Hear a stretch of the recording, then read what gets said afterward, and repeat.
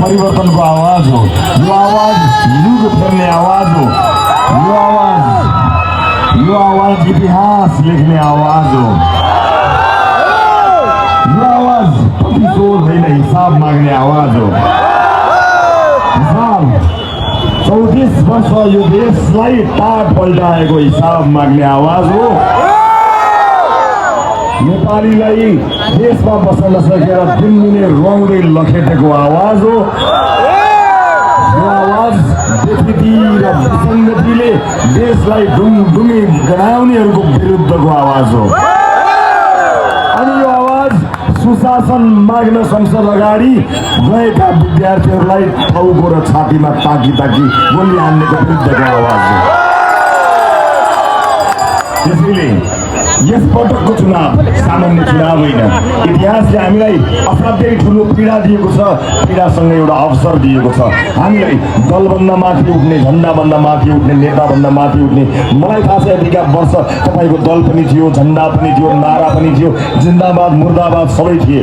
तर यस्तो अवसर कहिल्यै थिएन। पहिलो पटक पाएको छ नेपालले। पहिलो पटक पाएको यो अवसरमा मेरो दल फलानु, मेरो बाउको, मेरो बाजेको, मेरो काकाको, मेरो काकीको होइन, रासोपा र घन्टी। किनभने सबै युवा रासोपामा, अधिकांश महिला रासोपामा, जेन्जी रासोपामा, विभिन्न जात जाति जनजातिका साथीहरू सबै रासोपामा, डाक्टर, इन्जिनियर, कवि, कलाकार सबै रासोपामा सिङ्गो देश घन्टीमा अटाएको हुनाले 5 वर्षको स्थायी सरकारका लागि यस पटक इतिहास रच्ने गरी रासोपालाई घन्टीलाई मतदान गर्नको लागि अनुरोध गर्न म आएको छु। र यहाँ यस क्षेत्रका उम्मेदवार मोनारायण श्रेष्ठ यस्तो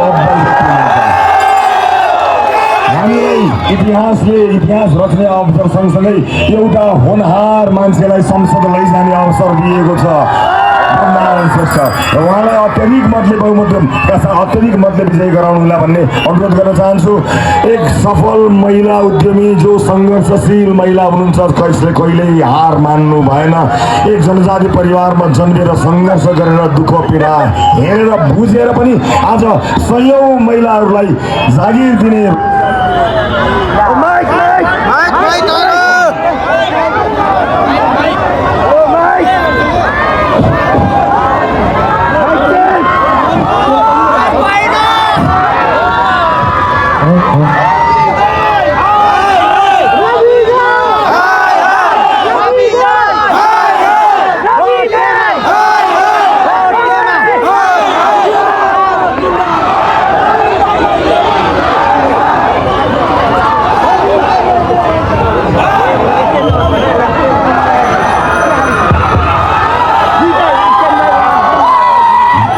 एउटा सङ्घर्षशील महिला बसुमाया तामाङ समानुपातिकमा हुनुहुन्छ। यसपटक उहाँहरूलाई जिताउनको निमित्त तपाईँहरूले प्रत्यक्षमा पनि र समानुपातिकमा पनि घन्टीमा मत हाल्नुहोला।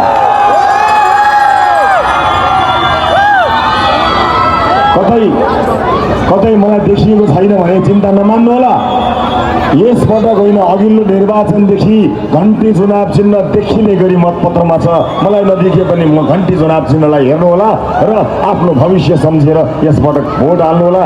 देशका विभिन्न भागमा जानुपर्ने भएको हुनाले म यहाँहरूलाई जिम्मा लगाएर जाँदैछु। यसपटक धादिङले इतिहास रच्नेछ। धादिङको अर्को क्षेत्रमा आशिका तामाङ हुनुहुन्छ। चिने जानेका सबैलाई आशिका तामाङको लागि भोट हाल्न भनिदिनु होला। सबैको जय होस्। जय देश, जय घन्टी।